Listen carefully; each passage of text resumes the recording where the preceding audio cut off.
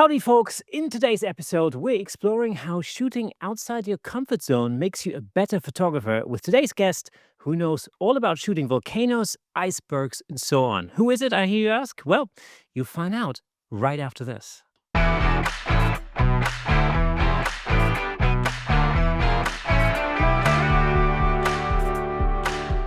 Welcome to Camera Shake, the podcast that brings you insider insights on all things photography and videography, keeping you ahead of the curve. I'm your host, Kirsten Nuts, and before we jump into it, I've got a quick favor to ask. If you enjoy this podcast, hit that subscribe button. It's free, takes just a second, and helps us continue bringing you incredible guests and conversations. More subscribers mean even bigger and better episodes, and I'd love for you to be a part of it. Now, without further ado, please welcome today's special guest, the incredible landscape and wildlife photographer, founder of PhotoMasters, workshop host, and author of Visual Flow, Mastering the Art of Composition. Please welcome the one and only Ian Plant. Ian, great to have you on the show. How's it going? I'm doing great. Thank you so much for having me on, Kirsten. I do want to apologize to everyone for this weird sideways view. My studio is under construction right now, and so I'm just in front of my desktop. Luckily, you've got my good side. So if it was the other side, it would just be no fun to look at. Cool. How's the construction going on? I mean, how's it progressing so far? Oh, it's taking a long time. There was some flooding in the studio, and we're having it all repaired. So it's going to be a Sure. while.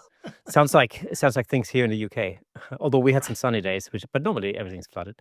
Um, Ian, I heard you say one time that you shoot wildlife photography like a landscape photographer and street scenes like a wildlife photographer.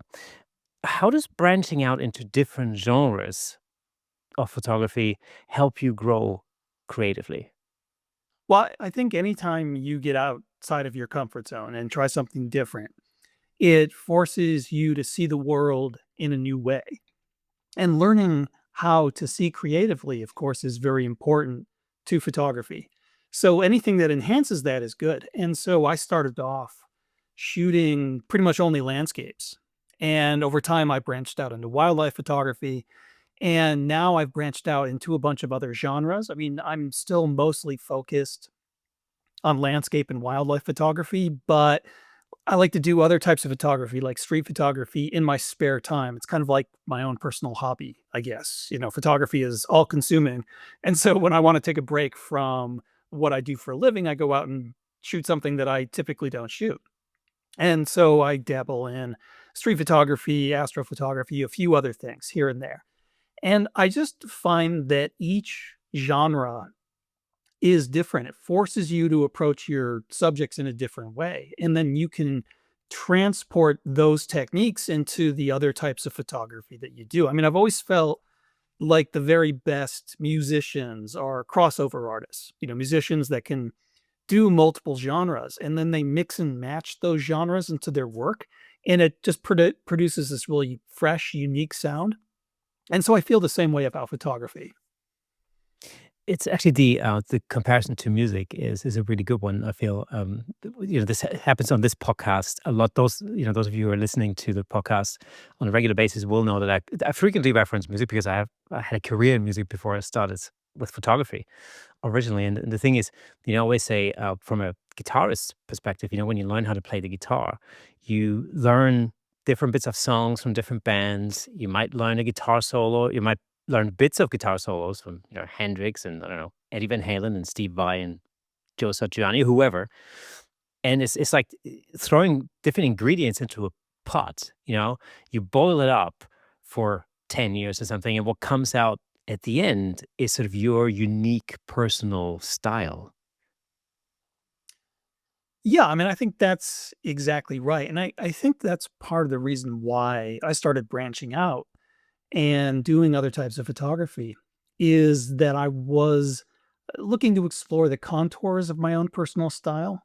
I mean, I think the moment when I decided to branch out was when I realized that I wasn't just chasing beautiful landscape scenes. I wasn't just chasing the light, that I was chasing magical moments. And that really was at the essence of photography, was capturing those unique fleeting moments. And those moments can happen with landscape photography, but they're all over the place. I mean, they happen with wildlife photography, street photography, any type of photography. You're looking for those magical moments. And I'd see these magical moments constantly happening around me. And I'm like, why am I not taking out my camera? Why am I just forcing myself into this narrow box of only landscape photography? And so once I started chasing those magical moments, instead of just chasing those beautiful landscape scenes, I that's when I branched out and began to explore new ways of seeing, and I was able to more fully map out the contours of my own personal style. I can see the sort of similarities between or the close connection, let's say, between certain styles. Like, let's say, wildlife let's say landscape photography and wildlife photography. You can you can sort of see how that happens, You're trying to photograph a beautiful landscape and I don't know, some deer walks into the shot and you go, "That's a good shot. I'm gonna take that." You know? Or, wedding photography and portrait photography, for instance. I think that works really well together because ultimately when you're shooting a wedding, you end up taking portraits of the bride and the groom and, people, at the wedding. How did you end up in street photography? Well, I mean, that was just something to kind of fill the creative void when I wasn't traveling, and so, I'm always going to these beautiful locations all around the world, but every now and then, I'm stuck at home, and I felt like I just didn't have a creative outlet, and so I started thinking, "Well, what's nearby? What can I photograph?" And where I live, there aren't any nearby, natural areas really. I live in the Minneapolis area right now for the past 10 years, and there's not a lot of beautiful landscape scenery that's within 4 or 5 hours of a drive. And there's also not a huge amount of wildlife. But one thing that I do have is a city. So I said, "Well, what the heck? I'll just go into the city, maybe do some cityscapes, maybe try some street photography just for fun." And that's really kind of why it started. It was just a way of having a creative outlet when I wasn't otherwise traveling. And I quickly realized that it was more than just a creative outlet, that it really was something that was going to improve my photography overall. And, as I said earlier, these different genres, there's different ways of seeing the world that are required for them. And so street photography was something completely different from anything that I'd ever done before. But I feel that the lessons I learned in developing my street photographs and kind of building that creative muscle were lessons that I could bring over into my landscape and my wildlife photography. So, like with street photography, the moment is so important, and there's also you're required to see the abstract artistic qualities of everyday objects and people. And the decisive moment, which is the phrase coined by the very famous street photographer Henri Cartier-Bresson, is that moment when these ephemeral visual elements come together. So it's the moment when there's a shadow on the street corner and someone walks by and those compositional shapes interact and form something that's photogenic, something that's pleasing to the eye. And so I've learned to take this approach of seeing everything in terms of the abstract artistic elements that they create and finding a way to fit all those pieces together. I've taken that approach into my wildlife and my landscape photography. So, I as you said earlier, I like to joke around about how I shoot wildlife like a landscape photographer. And so when I do landscape photography, I'm doing mostly wide angle photography that is doing the traditional near far style of composition. And I find that I do that a lot when I'm doing my wildlife photography.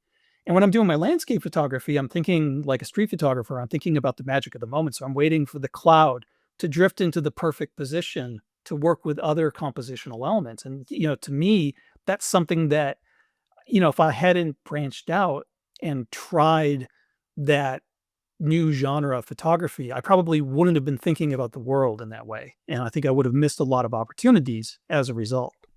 It's actually a really interesting point. Tim Wallace once told me that great car photography is essentially landscape photography with a car in it, and and I never really thought about that. And because I remember I had a conversation with him. Um, for those of you listening or watching, Tim Wallace, a very renowned I would say, well, luxury car photographer. And I remember having a conversation with him about the fact that over the pandemic, I started shooting cars because he couldn't shoot people. Um, and I was talking to him about the issues and the problems that I encountered doing that. And he really, he said to me like, "Well, just think of it as, landscape photography with a car in it." And what that does is it allows you to realize that interaction between subject um and location and background. And it really makes a huge difference in the way that you approach the scene.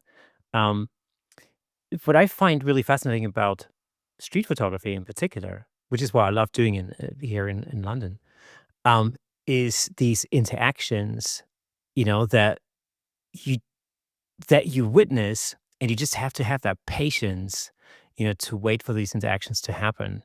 Do you find that that is something specific, like in your wildlife photography, that street photography has sort of taught you to wait for interactions of animals with their surroundings or their environment? Yeah, absolutely. I mean, I think a lot of these things are common across genres, and some of the genres have something kind of specific and unique about them. But the magic of the moment is something that is very critical for street photography, very critical for wildlife photography. So with wildlife photography, you're often waiting for two animals to interact in a way. So maybe a mother and a cub that interact, or two animals fighting, or one animal hunting another. And so that interaction is very important. And I also think that what I was talking about earlier, learning to see things in terms of their abstract artistic qualities, that's another thing that will greatly improve one's wildlife photography. And so like I spend a lot of time waiting for an animal to strike a dynamic pose because I'm looking for an abstract shape to incorporate into my visual design. And so I'm waiting for the animal to strike that pose so that the shape they're creating will relate to other shapes within the composition. And so I'm looking to build an artistic composition. So it's not just pointing my camera at a lion and taking pictures. I'm waiting for the lion to interact a specific way with its environment or other animals. I'm waiting to bring together a convergence of light and shape and other ephemeral abstract elements. And so when you start thinking about your subject that way, so when you basically take a step back and you realize that your subject really isn't your subject. The subject, or the thing that you thought was your subject, is just one visual component, and you're looking to build an entire visual design that incorporates your subject. So the lion is no longer the subject. If you think of the lion as being your subject, all you're going to do is when you see a lion, you're going to zoom in, point your camera right at the lion, and just take a picture. And maybe you'll wait for a moment where it does something interesting. But I don't think you're going to be producing work that is very artistic, and I don't think it's going to stand out.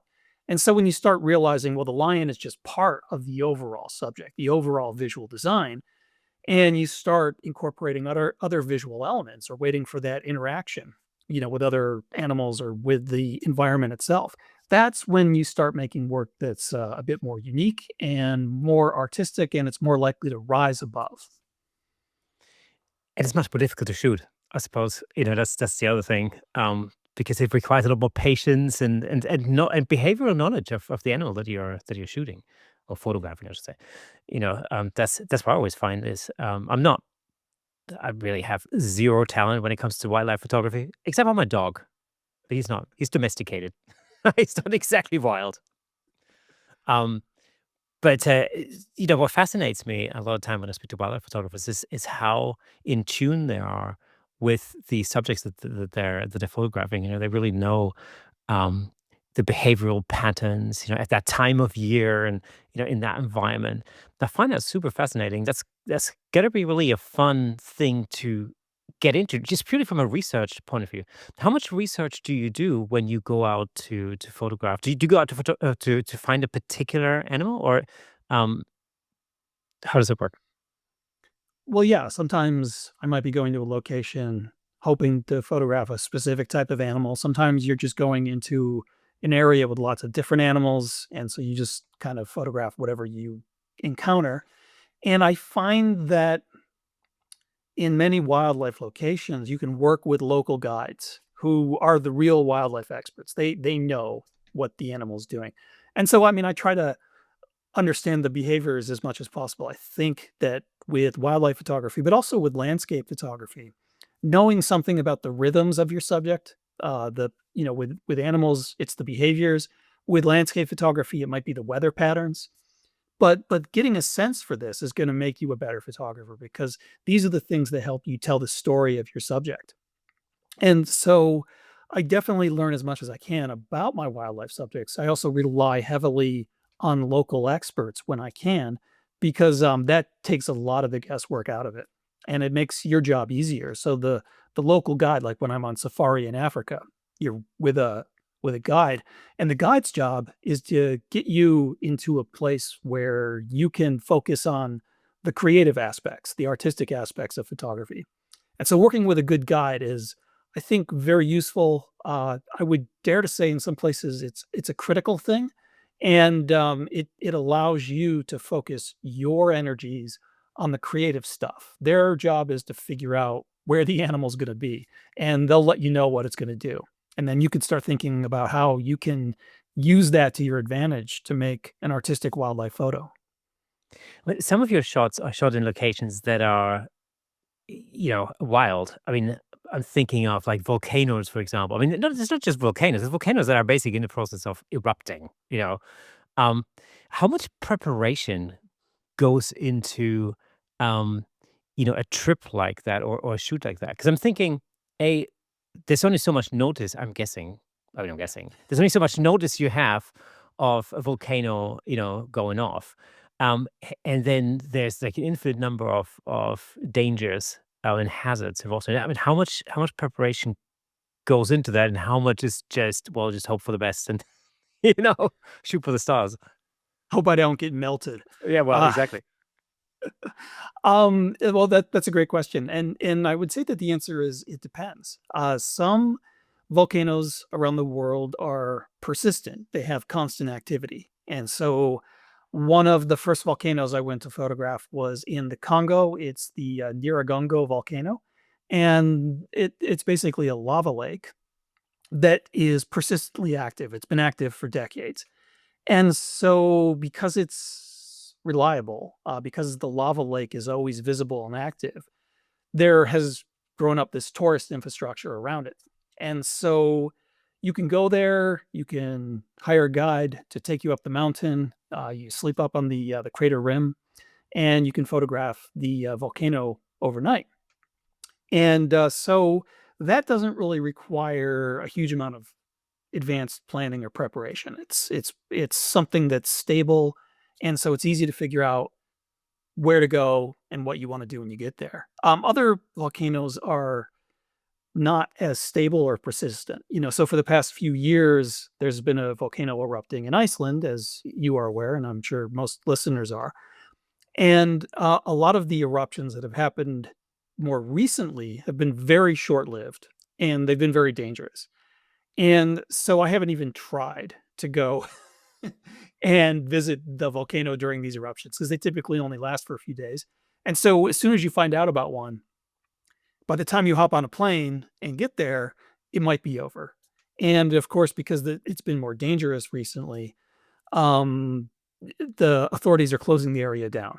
Some people have got special access, and they're mostly locals who are there, and they have special arrangements so they can get on the military helicopter and do their photography. And I think that's great. I'm very jealous of that. But in the past, I was able to go and visit the volcano when it was first erupting. It was a bit more stable. Like the first eruption lasted for several months, and so I was able to go and do that. Another volcano that I photographed was in Hawaii. And in Hawaii, they have these periodic eruptions where there's a lot of magma activity. So you might have a period of several months where there's magma flowing into the ocean. And so it's something that's relatively stable and somewhat persistent. But even then, it's always a bit of a dicey proposition going out there. I remember there was a feature, they called it the fire hose or the firefall, it was basically just lava flowing over a cliff into the ocean, about a 70-foot drop, and it was flowing that way for I think 2 or 3 months. And so I booked a trip. I went out there to photograph this feature. I had to get on a boat to go photograph it, And the day after I made photographs of this feature, it stopped flowing. So I was lucky. I got there. I got one of the final photos taken of this feature. If I had been there a day later, I would have missed it all completely. So when you've got something like that that's very ephemeral, you do you need a definitely need a plan, but you also need a bit of luck.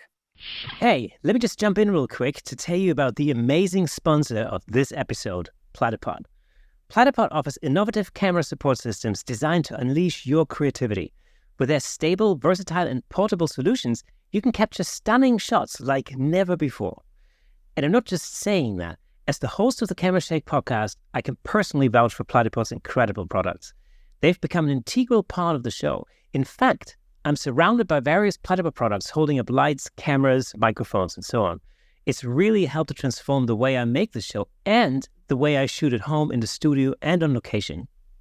But don't just take my word for it. Explore Platypod's website at www.platypod.com to discover their range of products, including the Platypod Extreme, Platypod tripod heads, and the brand new handle, of course. Make sure to follow Platypod on Instagram and Facebook at Platypod Tripods for exclusive updates, tips, and giveaways. By choosing Platypod, you're not only investing in your photography, but you're also supporting the Camera Shake Photography Podcast. Thanks again to Platypod, our amazing sponsor. Platypod, where innovation never sleeps. Do you just literally drop everything and just, head out to wherever that's happening, or how it seems, it seems very much like a spur of the moment kind of a thing. Yeah. So basically, I plan to drop everything for something like that. So if it's something that is happening periodically and is short lived, then I really want to photograph it. I basically have to make sure I've got time in my schedule and that I can very quickly on short notice head somewhere to make photos. And this is difficult to do because, as a working pro, my schedule tends to book up. And so I'm kind of stingy. I try not to book things too far in advance. I try to keep my schedule sort of rolling only a few months ahead of time. And I can do that to some extent so that I've got flexibility in my schedule. But yeah, I mean, it's just one of those things. If you really want to go for it, and you're hoping to capture, like sometimes you can plan for it. Like some events are um, they're not always consistent, but they happen roughly the same time every year. So, for example, in the American Southwest, there is the potential for flowers blooming every spring, usually in March or April, depending on what part of the desert. It doesn't always happen because they need a certain amount of rainfall or they need a big snowpack that melts to produce conditions that are conducive to flowers blooming in the desert. And so if that's something you want to photograph, you can plan every year to keep that block of time open in your schedule. And then you can wait to hear if there's any flower reports coming from people before you head on out there and make a commitment for it. So that's something that's a little bit easier to do. But when it's something like a volcano that's completely unpredictable, you just I don't know. You just have to cross your fingers that something happens when you actually have some free time and you can get out there. Yeah, because from some other guests that I've spoken to recently, especially photographing, let's say tornadoes, it always helps when you sort of live in the general area where that's happening, because then it's well, it's happening. You're there. You get right into it. But of course, predicting those events is near enough impossible sometimes, especially with like you mentioned with volcano eruptions. Mhm. So it's got to be tricky.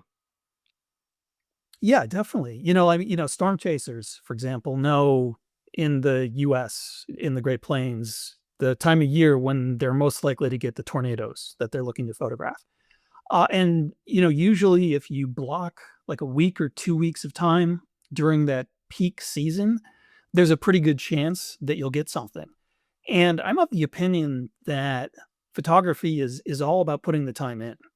And basically, what we are doing as photographers is we're waiting for the real world to spontaneously align with the creative vision that we have lodged in our brains. And so there's a lot of patience and persistence that are required. And so the best thing you can do is put yourself in a position to succeed. And basically, you've got to be out there making the effort. And so what I like to do is just get out there as much as I can. And if you're hoping to capture one of these ephemeral events, it's a good idea to plan to be out there during that time, but also it's a good idea to be thinking of an alternative so that if it doesn't happen, you're still productive during that time.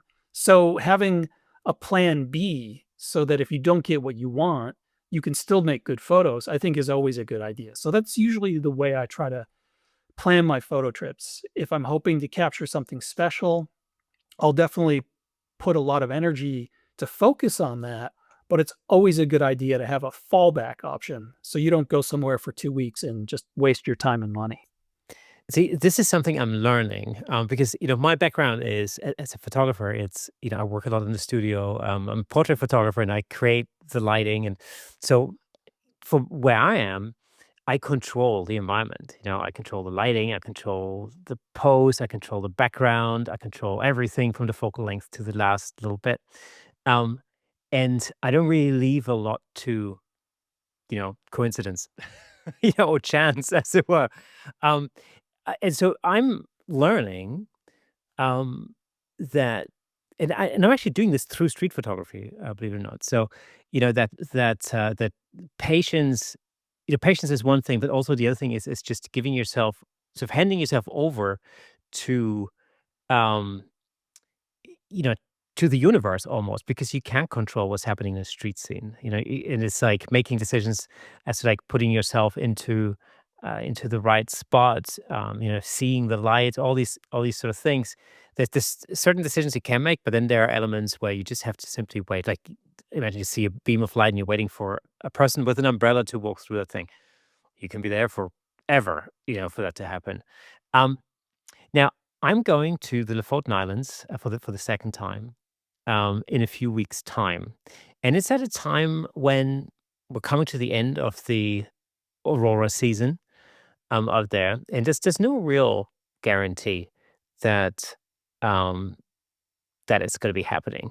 So, what would your advice to me be in terms of pre-planning and to keep my options open, in a location like that?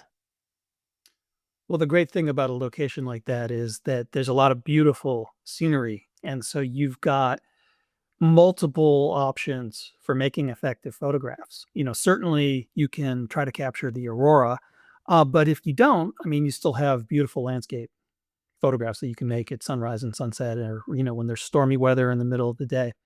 And so I actually I think I've spent like a sum total of several months over my career in places like the Lofoten Islands or Iceland in winter, hoping to get good Northern Lights photos.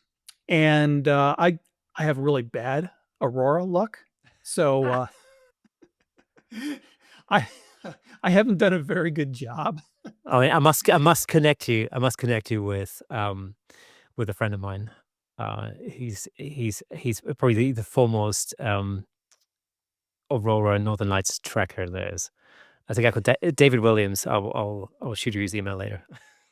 Well, so that would be good for me, though you should warn him ahead of time that my bad luck might rub off on him. So it's probably a good idea to keep separate from me.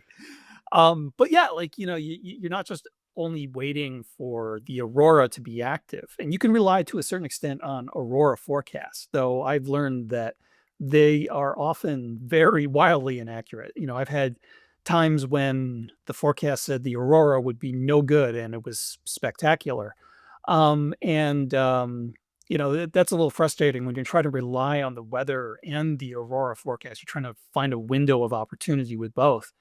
And you think to yourself, "Oh, okay, well, tonight the aurora forecast is calling for it to be not very active. So I'm gonna focus my energies on doing landscape photography at sunrise and sunset." And then you have an amazing aurora, but you're in a place where you don't have anything good to shoot it with. That's very, very frustrating. Um, but, the other frustration is usually the opposite, where you just don't get the aurora and a window of clear weather to align. So there's been a lot of times when I know the aurora has been very active and I'm out there and it's just cloudy. You can't really see it, or you can see this green haze through the clouds. And that's a really frustrating thing, especially in a place like Lofoten in the winter. There tends to be a lot of wet weather that time of year. And as a result, clear skies are in short supply. So the best thing you can do is cross your fingers. And I've led some photo tours in Lofoten, and I've always told my clients it'd be great if we get the aurora. Chances are pretty small. Let's, don't focus all your energy just on that, because if you do, you're going to walk. Chances are you're going to walk away disappointed. Instead, just shoot what is available to you and have a great time doing it. And then if we get this magical alignment, we get clear skies and good aurora, then that's great. That'll be the icing on the cake. But otherwise, if that's why you're here, hoping that that's going to happen, it might not. And so it's better to walk away feeling good about a trip than walking away disappointed. And I think that disappointment occurs when expectations and reality just don't align. Yeah, and it's I mean, the landscape there is crazy. The thing that fascinated me there, I was there last year? 20 the end of 2023. And the thing that really fascinated me was like how many data points Dave tracks on a daily basis. I mean, hundreds, literally hundreds of data points. To get an idea as to whether the aurora is happening, whether the polarity is the right way around, what the weather's doing, whether there's breaks in the clouds. Then, from the geography point of view, is where you need to be in order to see something. What side of the mountain? I mean, it's like you could be there, look at look in the direction of of the aurora, but actually, what you're looking at in the pitch black night is just a black mountain made of granite, and everything's happening behind it, and you're like, "Oh, it's the right Yeah. time, but I'm definitely not in the right place." So it's crazy. Yeah, and it's challenging, and it does, I think luck is a huge factor, and, for any sort of outdoor photography, luck is a factor. I mean, I remember once someone asking me, like, "How important is luck to your photography?" And I said, "L that 100%. Photography is all about waiting for luck." And and, you can be proactive. I mean, you can understand your subject better, you can understand the rhythms of the weather, you can understand how to, read the data points for the aurora forecasting and all that stuff. But at the end of the day, you just have to be out there as much as you can and just wait for that luck to happen. And so it's just one of those things where the more time you put in, the better your luck is going to be. The better your chances are of getting good luck as opposed to bad luck. What's the thing that fascinates you about extreme environments, like volcanoes and icebergs? Have you always had a fascination with those environments? I I would say that I don't really have a particular fascination with those environments. I mean, like, certainly seeing something that extreme is exciting. Being in front of an active volcano is something that most people don't experience, or if they do, it's the last thing they experience. And so it really it's really very it's exciting to experience these things. It's the same thing with wildlife photography. I mean, like, trekking with mountain gorillas or photographing polar bears is is unique, it's special.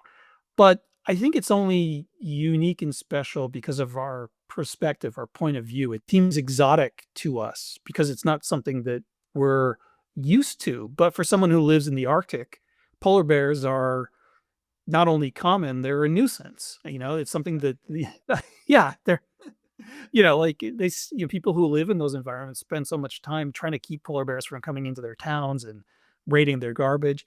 And and I like to tell people it's good idea to find the exotic close to home.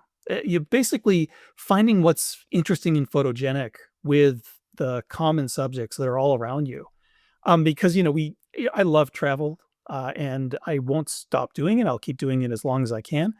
But I keep in mind whenever I'm traveling that the local people must think I'm crazy. They see me sitting there for days on end photographing some animal that they see all the time. I mean, can you imagine if a bunch of foreign tourists came to your neighborhood and spent a week photographing squirrels?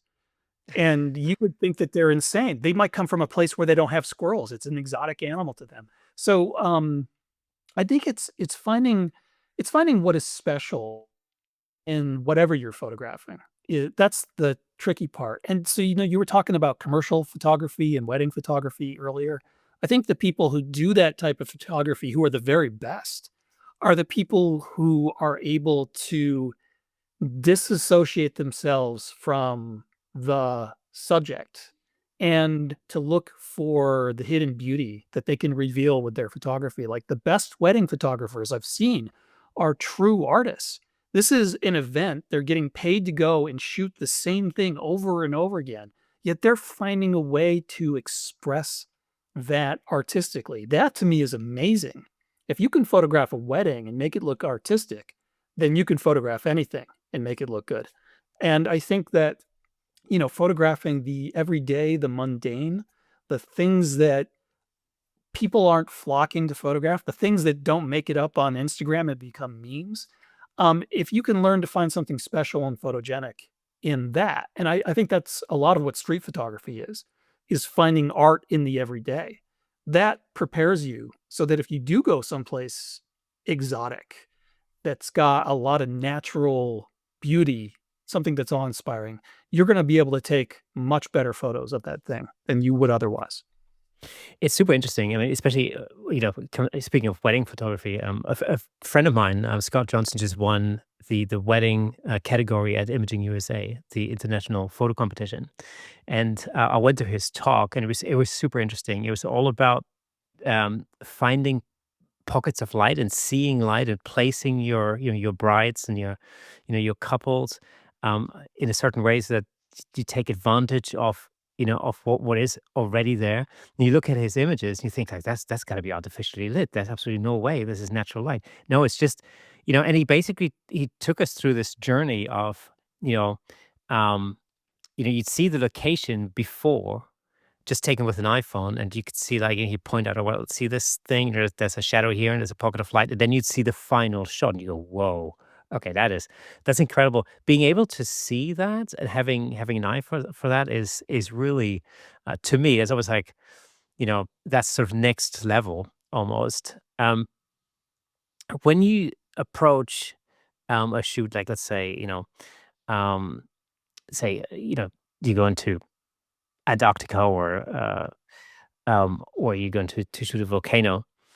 Um, do you already have an expectation of the images that you're trying to achieve, or is it really something that you just you hope for the best and take the chances as they present themselves, Yeah, that's or a great opportunities, I should question. say.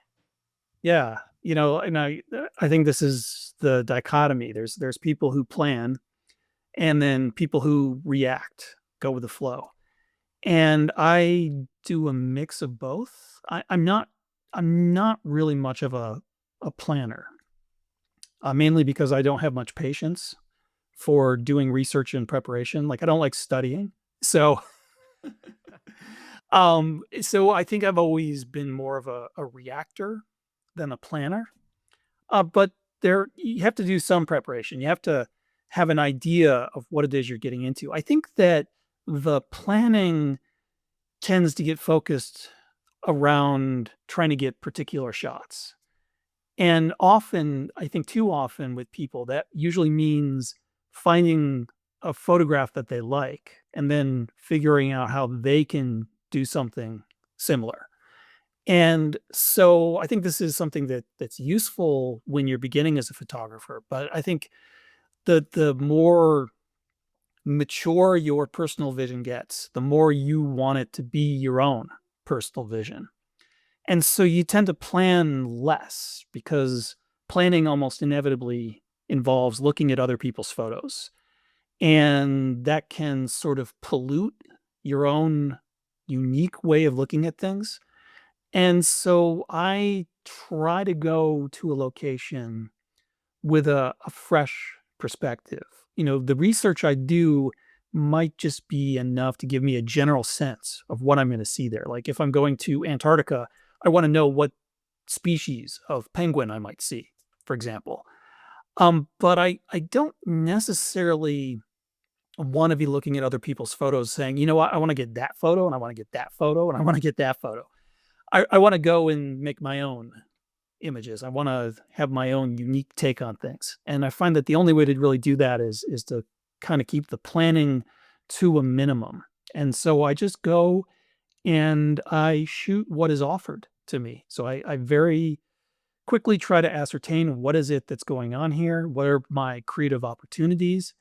And doing it that way is a bit riskier, and it's a bit more challenging because it does take some time when you're on location to figure out what is it that you want to do and how best to do it.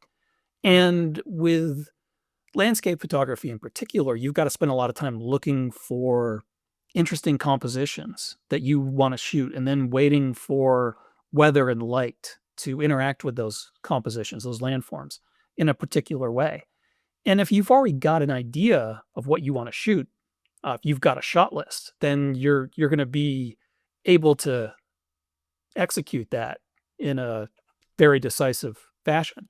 But more often than not, you're just going to end up with other people's photos, basically. And so, I kind of do it the more difficult way, get off the beaten path, find my own things that inspire me. And it might take some time. Like when I'm working with a new landscape, I might have to spend several days sort of figuring things out. And that's why I think giving yourself a lot of time when you're doing nature photography and also being willing to go back to a place over and over again to get what you want. That sort of investment, having that persistence, I think really pays off.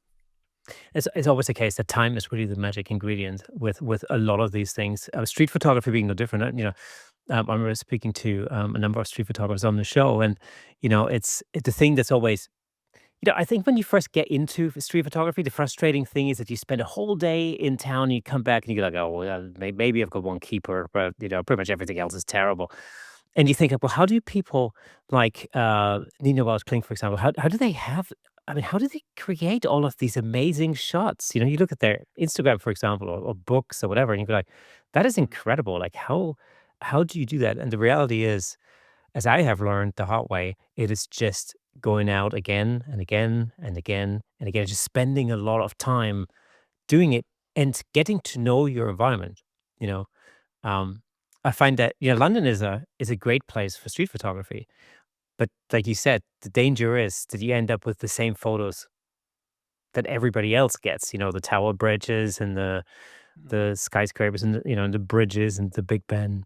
It's there is that danger to to end up going to the same locations because you want that shot. I've made that mistake at Lake Louise. I remember it's a story I've told many times on the podcast, but just for reference, my Mhm. wife and I went to Lake Louise on our honeymoon, and we were actually staying out in a little town a few miles outside a little town called Kenmore, and so we drove to Lake Louise. By the time we got there, I was really hungry.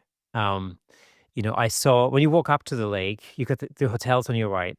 You've got that shot that is on every postcard. The same shot, the lake in the foreground, the mountains in the background. That is the shot, basically. So um, canoe place on the left hand side, but basically that's the main shot. All the tourists are there, and I was hungry, and I'm like, I walk up to the lake, and we're like, right, okay, shot, boom, now burger. Where are we? Here, you know.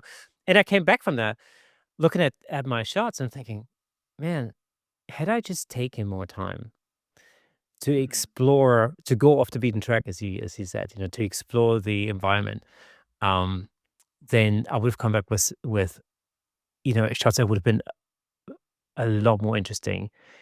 This way, I just had a couple of shots that I can probably sell to a postcard company, but that's about it. Yeah, I definitely think that's true with a lot of types of photography. You do need to invest that time, and as I said earlier, just really get into the rhythm of a place or a subject. And I think learning composition is vital. Being able to find your own compositions is an invaluable skill with photography because otherwise you do end up just photographing the stuff that other people are finding and making famous on Instagram. I mean, I've seen like Instagram tours where a busload of people shows up at an Instagram hotspot and everyone jumps out, lines up, and they all take pictures of this same thing, and then they're on to the next Instagram spot.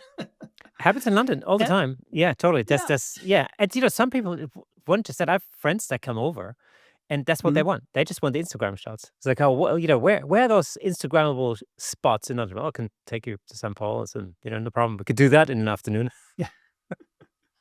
And for me, I mean, it's crazy. I look at that and I think that's insane. Yeah. But like that's just the way a lot of people think.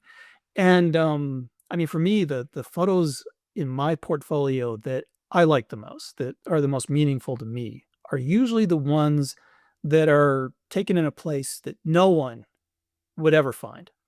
And often it is a fleeting convergence of visual elements that will never be repeated. So it's not that there was a particular composition there that's really good that you could go back to and recreate the shot. It's just that there was something that happened where the perfect cloud drifted overhead and the feature of the landscape happened to align perfectly with that cloud, and it's the sort of thing that'll just never happen again. It is only good in that moment and is never good again. And those are the shots that I like the most. And so like being able to see composition, learning visual design is critical to getting those types of shots because you not only have to learn to see the composition, but you've got to learn to have an instinct for it so that when these fleeting moments occur, like, aha, this is the moment when I'm going to get something interesting that's compelling. And I think art is all about showing people something they haven't seen before. And I don't mean that in the more literal sense, going and finding something that's never been seen, going to some remote location and photographing a mountain that no one's ever photographed. I think it's about seeing what is interesting, what is beautiful, what is photogenic in even scenes that have been photographed a million times or the everyday things around you. I mean, you can go to a famous Instagram shot and still come away with an original photo if you make the effort to see it in a way that's different from everyone else. So I think Dave Williams called it the Eiffel Tower effect. In fact, I think he wrote a book about that.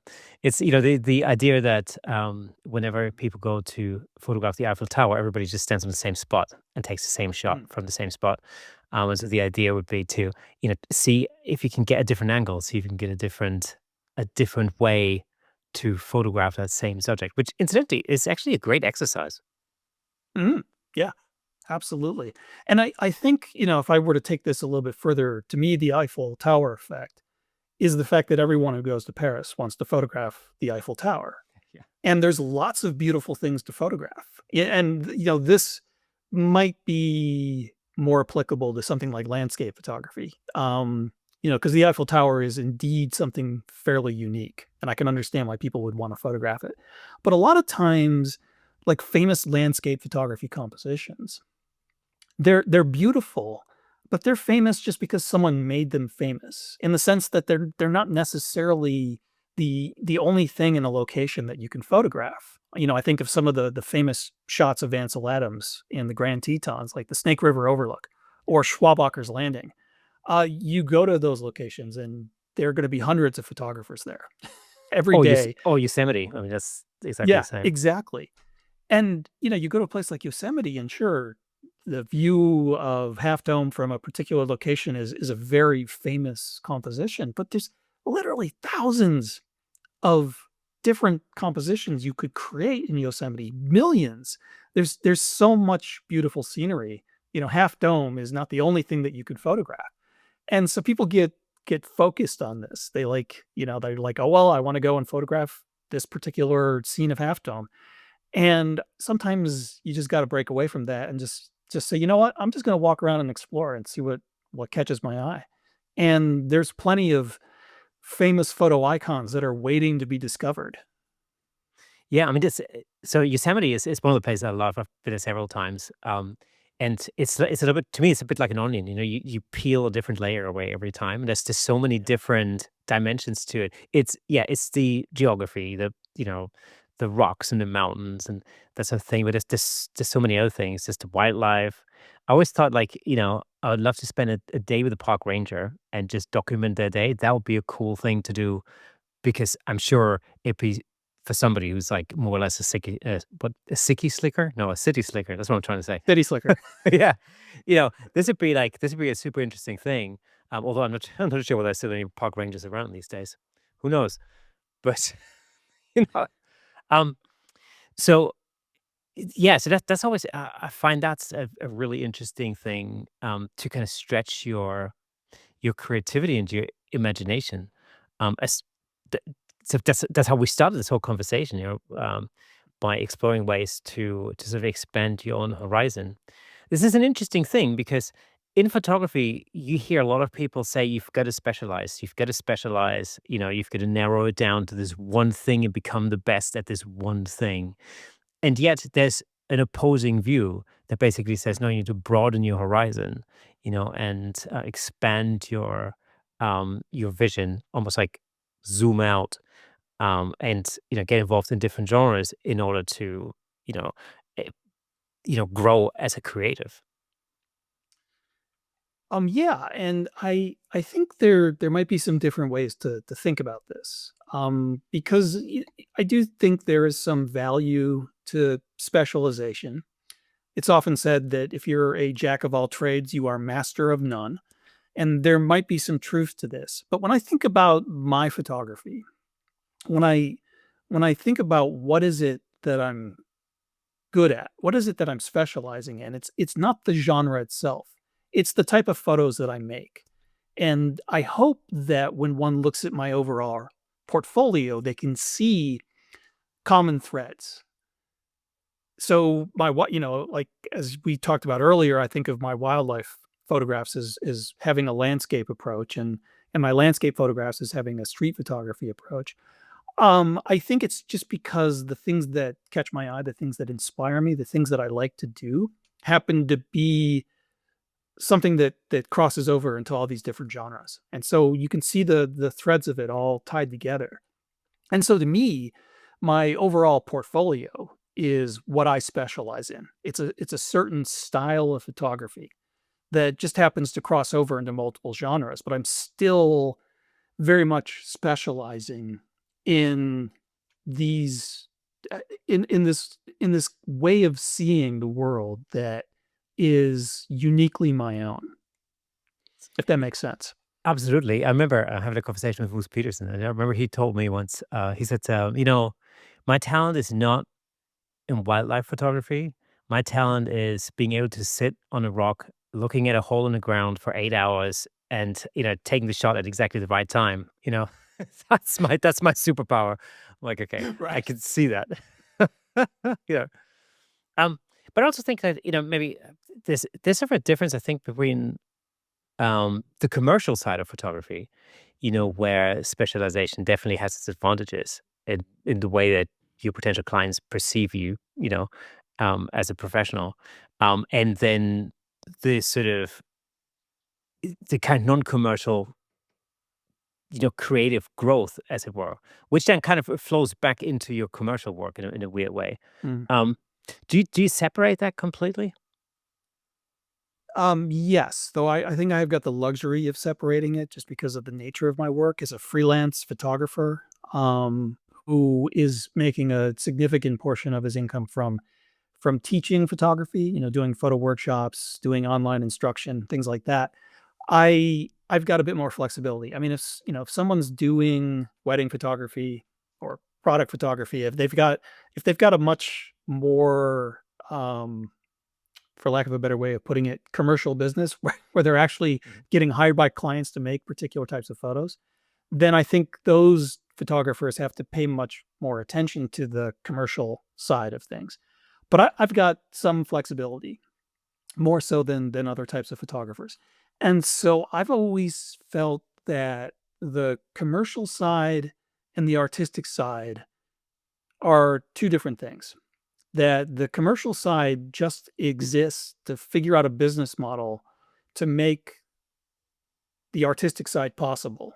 And so what I mean by that is I kind of just go out and photograph what I want, whatever is inspiring me. And I'm not really thinking about how that might impact the commercial side of things. Like I'm not making photos saying, well, I've really got to make a photo of this because this is what people like. And that's the only way to make more money. Instead, what I think is I'm going to photograph what I want. And then I'm going to, on the commercial side, I'm going to come up with a marketing plan and a business plan to connect with the people who are going to find what I'm doing attractive, who want to learn more. And so I've always felt that marketing and promotion are just sort of the separate thing. That no matter what you're photographing, you can find an audience that connects with it. And marketing and promotion, the business side of things, is just figuring out how to connect with that audience best. Even if it's a small audience, like there's certain types of photography, some photographers who photograph a specialty that maybe isn't super popular. So if you think about um, like if you rank the popularity of photography, nature photography, landscape photography in particular is very, very popular with people, especially online. If you're a wedding photographer, that's probably not going to be something popular online, right? But you have specific clients who really like what you're doing. And so, you know, trying to chase what's popular is, I think, not the best time and use of one's time and money and resources. I think that one should develop their artistic skill and then they come up with a business plan separately, a commercial plan that connects them with the audience who appreciates that skill. I think that's the Instagram fallacy. I think it's just that for a lot of people, you see something that's trendy on Instagram, that season or that year, and then everybody goes and chases that, it becomes this boom thing. But this is just a simple matter of competition levels basically. So now you have lots of photographers doing this one thing. You're immediately fighting against a high level of competition. So you know your chances of succeeding that are nil. um whilst creating something that's, as you say, that's more unique, that might have so I know everything about small audiences. This is a podcast after all. you know so it's fine, but it is exactly about that. It's people who like the stuff that you do will eventually find you if you're able to put the message out there. And that's you create your following around your work then, rather than around something that might be trending on, Instagram or whatever the latest platform may be that time. Right. Yeah, we keep on talking about Instagram, and I'm sure that Instagram's already past its peak, and now it's all TikTok or whatever. So Yeah, and who knows? Maybe something else next week. I don't know. I have to ask my 13-year-old daughter. What's the latest thing? I don't know. I'm too old to keep up with this stuff. Yeah, and it's also like, there's a thing. I think you know, back in 2013, when I first seriously started um, getting into commercial photography in particular, I think I felt it was more important than it actually was, in retrospect. It's definitely, I do know, weirdly, I found Pinterest is actually more interesting from a creative point of view, because you can search for very particular things. Um, as a portrait photographer, I would think about a particular thing, like I want to integrate, I don't know, a wooden ladder or something, whatever, in a shot, right? I can search very specifically for images. I can put them together in like a mood board. I can get some inspiration from that, and then I can go and shoot my own stuff. I found In a weird way, I found Pinterest is actually more useful to me than than Instagram is. To me, it's really just a poster board. I'll just put some of my work out there, and that's about it. And not much. I'm not very Yeah, active. yeah. And I kind of missed the boat with Instagram. I When Instagram kind of launched and became really big with photographers, that happened to coincide with a period of time where I was just burnt out from social media. Like I had like invested a lot of time and energy building up a Facebook presence, only to have that presence completely undercut by Facebook itself. They kept on changing their algorithms, and like it just became harder and harder to connect with this big audience. And so I was like, that's it. I can't take it anymore. And so the rise of Instagram happened without me. And so by the time I got on Instagram, it was too late. So there's no way that I'm going to ever build a huge Instagram presence, because I just kind of got onto it only after everyone was on it. And when you're on social media, I mean, I think if you get lucky and you get on a platform that's expanding, if you get on it early, you can expand with it, and you can reap the rewards of that. But I find that for most people, social media is just an exercise in frustration. And it's also, I mean, it's tough. Like on Instagram, you're not just competing with other photographers, you're competing with every cute cat video that's out there. I mean, everyone is producing content. There's so much noise, and actually cutting through the noise to reach an audience that really cares about what you're doing, that's really difficult on social media, I think.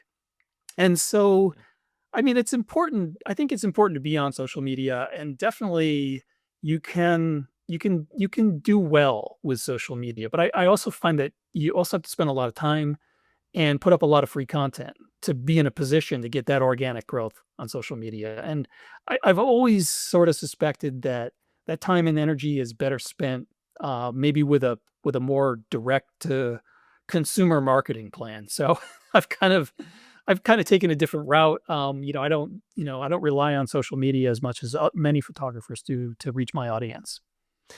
It's I totally agree with you. I mean, Instagram is one of these things. I remember I got into Instagram many years ago when they first brought out stories, right? Which seems an eternity ago now. But I remember when stories first became a thing on Instagram, which I'm sure they've stolen off something else, Snapchat or whatever the heck it was. Um, but so they came up with this thing, stories, okay, and it's video and it's vertical and it's like 30 seconds and then they disappear in 24 hours, right? And I think the idea was that you just document your day, basically just tell the story of your day. Like, you know, here's me eating breakfast, you know, here's me going to work, here's me eating lunch, and then it's dinner and it's like, so I sort of, from the beginning, I kind of thought it was pretty lame because I'm not really interested I'm not really interested in what other people do, in a weird way. Like, I don't care what somebody else had for breakfast, like, honestly. But I thought the idea that this medium would disappear in 24 hours was actually the thing that I thought was more interesting. Um, and I thought at the time, I thought, well, how about, it's designed so that you just take snapshots, little quick videos on your phone, right? Like things that are disposable, stuff that it doesn't matter if it disappears in 24 hours. But what if you did it the other way around? What if you totally overproduced something? Like you create a story that's under 30 seconds long and it's totally overproduced, scripted, written, shot, like with a storyline and it'd be, maybe funny and you put one of those out, every week, and then it disappears in 24 hours. And so those people who are interested in following your content that way, they really only have 24 hours to watch that, and then it'll be gone forever, you know. And I did that at a time when I think nobody else was doing it. There may be someone, I don't know. There may have been somebody else. I don't no idea, but not many people were doing it at the time, and it was incredible how quickly that following increased. Just with that. And it became I did that for, I don't know, maybe 6 months or something, and it turned into, like, a cottage industry, like, it was like a family business. Like, my daughter, who was 6 at the time, she would, like, direct sometimes, but my wife would help out.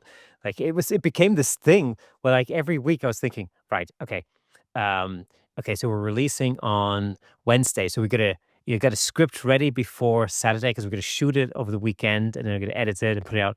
And so it became this, like, never-ending cycle, and after 6 months, I was like, you know, "Let's stop doing it." It's like, this is it takes over everything else. And, I realized that, I mean, this is fun, and it was a fun concept and everything, but what I really wanna do is get better at what I what I'm actually doing, which is taking pictures. You know? And it's just Right, yeah. It takes over, and it's interesting that you say that this was a concept that you thought might be, fun to do, because it seems to me to be the exact opposite of what we as visual artists are trying to achieve. We're trying to create something that will have a long-lasting connection with someone, whether it's, photography or video content. We're trying to Yeah. create something that people are gonna wanna go back to over and over again. That to us is the ultimate connection we can make with our audience. And so this idea of putting up something fleeting that just disappears after a short period of time, in many ways seems completely contrary to what it is we're trying to accomplish. But that in a way gives it power, right? Yeah, so the weird thing about this was like a Mm, direct relation to my previous career in music. So I used to be a session musician for 25 years. Um, and the thing about careers in music very often is that you speak to most musicians. The thing that they enjoy the most is the performing live in front of an audience. Because you have this interaction and the exchange of energy. And it's a thrill. And it's great fun, and you get you get an adoring audience and all the rest of it. Um, to me, that was never the attraction. I've never been interested in that in the slightest. In fact, performing live to me was always a real hassle. You gotta show up early because you get sound checks, la la la la. You gotta drag your equipment around, then you gotta perform. You can't even have a drink afterwards because you still have to load your stuff back in the truck and then you gotta either go home or travel to the next venue. There's not much fun about that. Really in the professional, to me anyway. Lots of people disagree. And I realize that. So what I always enjoyed about being part of the music industry was playing sessions, like working on recordings, basically, or working in a studio, because you create something out of nothing. You start, you have no idea, there's nothing there. Then you have an idea, then you go through a process, you turn it into an actual piece of music, then you record it, and then you end up with a tangible thing. Something that's now a song or an album or a piece of music, something that didn't exist a few days earlier. So you've literally taken something out of thin air, and then you've gone through the process and you've made something. And the thing that always fascinated me was the process. I like the process, like the making of the thing. I wasn't really interested in the thing itself. Once the thing was done, I was already looking at, okay, when can we make the next thing? What is the next thing going to be that we're going to make? And so to me, I approached that whole Instagram stories project in the same way. It was the making of the thing. I wanted to tell a story in 30 seconds. Something that went beyond, here's what I had for breakfast. You know, and this is what my boring day. Like, why would I? I was watching these stories at the time. And I was thinking, like, man, most people's average day is really boring. I don't wanna have any part of that. I don't I don't wanna see somebody else's boring day, Why would I be interested in that? It's like, I know voyeurism is a thing, but I really don't care about somebody else's boring day, and so, I thought, like, "Oh, it'd be fun to make something that's fun, that has a story to it," um, that was the sort of thing about it, and so, therefore, the fleetiness of it mm. just kind of made sense to me in a weird way. Well, a lot of interesting things that you said there. I'm gonna react to a few of them. And so, one of them is this, idea of transformation. So, like, you're talking about, you don't wanna watch other people's boring days, and it sounds to me like what you were trying to do was to transform those mundane moments into something more meaningful, something more artistic. And I think that's an important part of art is learning how to, as a photographer, I'm trying to transform my subjects into something that is more meaningful. So I'm not just pointing my camera at something and triggering the shutter and hoping for the best. I'm trying to interject my own creative vision onto the scene or the subject that I'm photographing. So I think this process of artistic transformation is important. And the other thing that struck me about what you were saying is, that for a lot of musicians, playing live might be really fun because of the improvisation, and I think that when you're doing visual arts, improvisation is a big component of it. And certainly when I'm out photographing nature, there's a lot of improvisation. And sometimes I can refine a concept. Like I might find a particular composition that I really like, and I can go back to it and keep taking it until I get it where it wants to be. You're waiting for those random events to coalesce the right way. But you've got a basic idea and you just keep going at it. But a lot of times it's just improvisation. A lot of times you're just pulling a photograph out of thin air. And I would absolutely hate it if that successful improvisation resulted in no photographs, like no permanent record of what I've done. Yeah, yeah. Yeah, absolutely, and Which it's would yeah, you're right, no, and go it's ahead, go it's ahead. it's it's a thing, it's a thing because you don't you end up with nothing that's long lasting, but in a sense, um, I think from a sort of if I put my marketing brain on, the idea was basically that I wanted to make the experience for the viewer time limited so that they would have that be like it's the principle of scarcity essentially. You have this particular period of time, these 24 hours, and if you miss it, you missed it. It ain't coming back. So the idea was because the idea was I thought um when I started this was at the very beginning when I first started my Instagram account, and I just wanted to figure out how long it would take me to get to like 1,000 followers or something, and it didn't take long at all. In fact, in the beginning, it was like, how long would it take me to get to 100 followers? That took only a few days, and then it went to 1,000 like within not a lot of time. And I think once I hit that, I sort of realized, um, a what am I doing chasing followers? That's one thing. Um, and the other thing was like, well, I don't know. I felt like I've proven the concept, and it was Mhm. time to move on to the next thing. And I think this is another thing in creative pursuits is that, as an artist, in order to grow and to expand, you also need to know when it's time to move on to the next thing. I think just like with the location, I think I'm guessing, um, once you have what you wanted from it, you realize, okay, now it's time to move on to the next spot.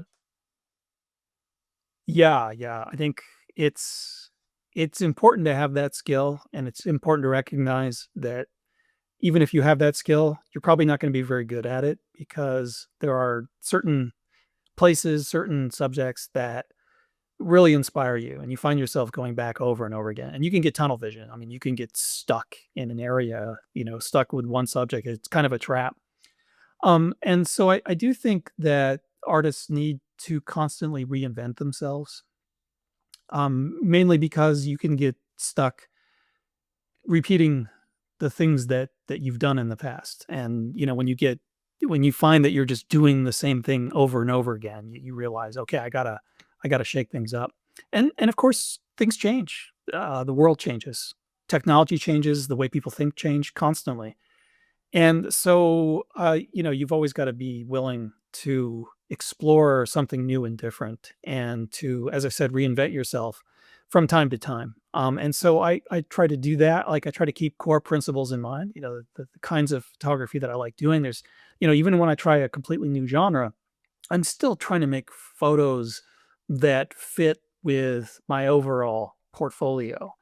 And I do also make an effort to try to change the way I think about things. Like, I think, hanging out with some friends who aren't afraid to speak their mind is a useful thing because I'll be with some of my good photography friends, and they'll see me taking a photo, and they're like, "Oh yeah, you're doing an Ian Plant near far landscape composition," like, and I'm like, "Yep, you're right. I'm just doing the same thing I always do."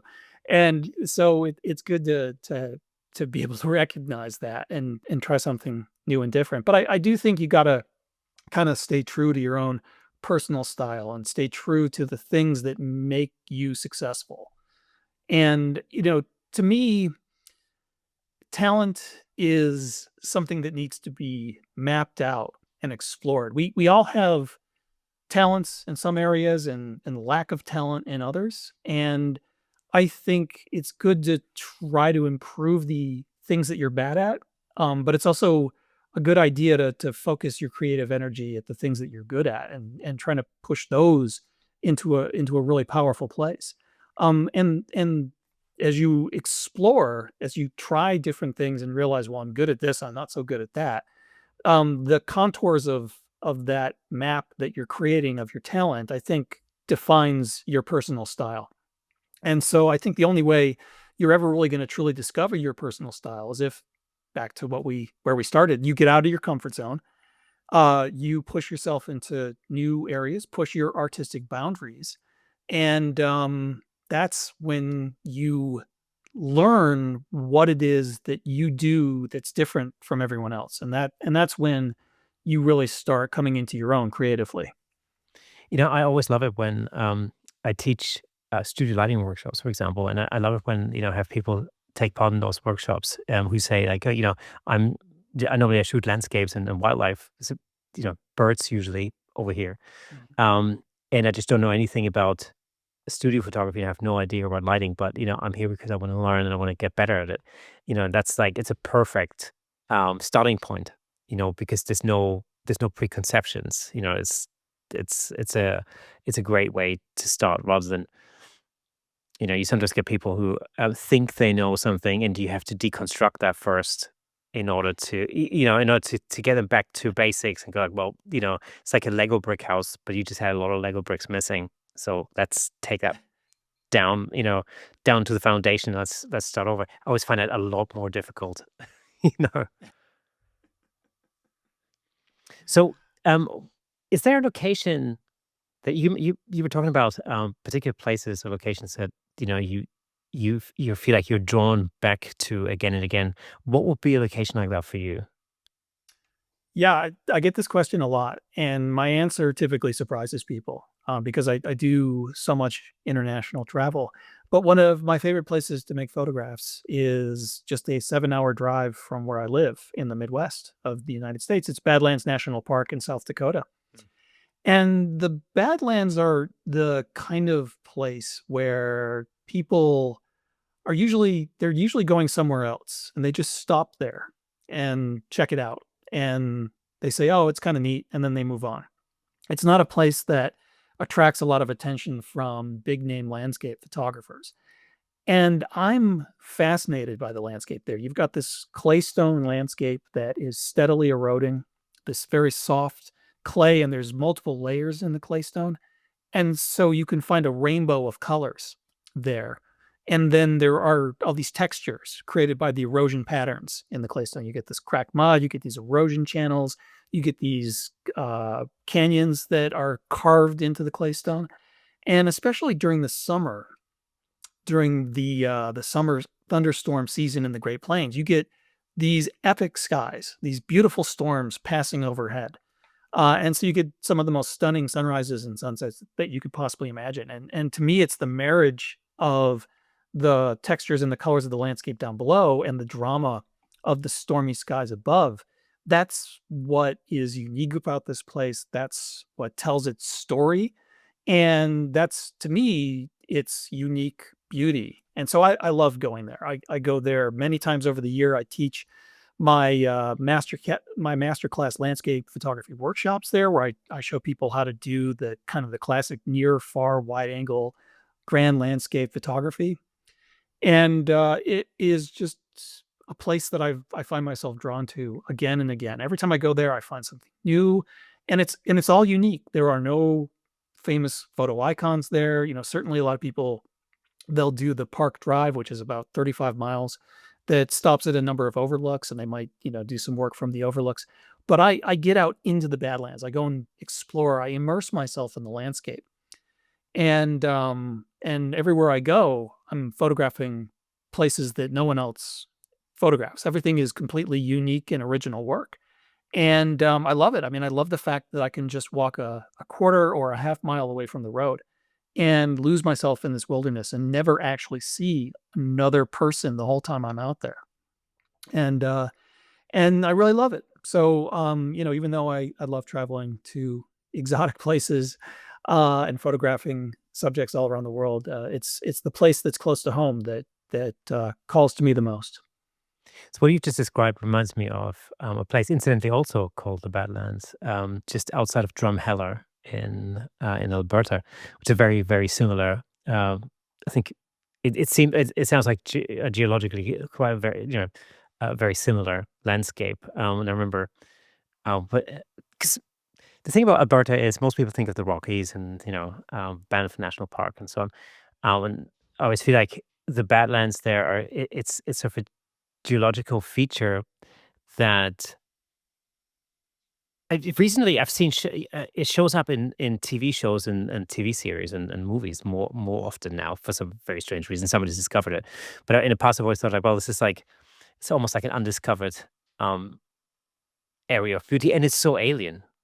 It's just it's so uniquely weird.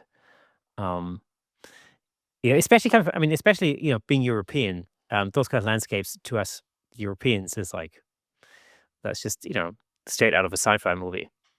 Which incidentally is where they use these locations most of the time. Right. Yeah, yeah. There's a spot in the Badlands in South Dakota where they filmed one of the scenes from the movie Starship Troopers. Oh, right. So yeah, absolutely. These end up in sci-fi movies. Yeah. Um, so you mentioned your educational platform. Tell me a little bit about your photo courses and stuff. Yeah, so PhotoMasters is my photo education platform, and I've got a bunch of my tutorials that are available on the site. So there's a lot of video education there, plenty of free and premium resources, and I also do interviews with a number of other photographers so that we have many different perspectives. And the idea was to create a kind of a curated list of materials, a trusted source in photo education, because you can go on YouTube and you can educate yourself by watching a bunch of videos, but you've got millions of photography instructional videos to choose from. It's hard to find someone who is good at what they do and good at teaching. And so I think when you're on a place like YouTube, 95% of the content that you're consuming is probably not actually going to be helpful for you. A lot of it is just, unfortunately, a lot of it's really bad information. And there's really no way to easily sift through it. And so I'm just trying to create a platform where people can go and they know that they're going to get some quality education. They know that they're going to learn something tangible that will benefit their photography. And I'm very focused on pragmatic learning. Like one thing that frustrates me is when photographers who are teaching are always talking in these vague, holistic terms. They're like, well, you have to learn to become one with the landscape if you want to make good landscape photos. And I've always been like, well, what does that mean? How do I become one with the landscape? Like, you're not giving me any pragmatic tips. So there's a lot of this sort of vague, motivational type instruction. And so I try to boil things down to something much more pragmatic, something, a useful tip or a technique that people can actually implement themselves. And so I think that's a very important part of my photo education. Yes, what you said about YouTube is so true. Unfortunately it's such a massive ocean of information that A, you don't really know where to look. B, it's totally overwhelming. And it's also not what's the word?